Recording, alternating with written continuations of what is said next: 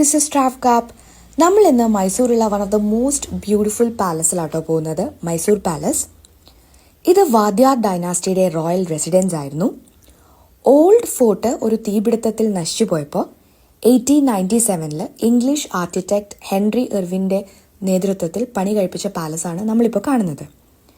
ഇത് Indo സിറാസീനിക് architectural സ്റ്റൈലിലാട്ടോ പണിതിരിക്കുന്നത്, അതായത് Islamic, Rajput and Gothic architectural style. ഇതിൻ്റെ എൻട്രി ടൈമിംഗ് വന്നിട്ട് രാവിലെ 10:30 to 5:30 ആണ്. എൻട്രി ഫീസ് അഡൽറ്റിന് 120 റുപ്പീസും കുട്ടികൾ 10 വയസ്സിന് മുകളിലുള്ളവർക്ക് 70 രൂപയും.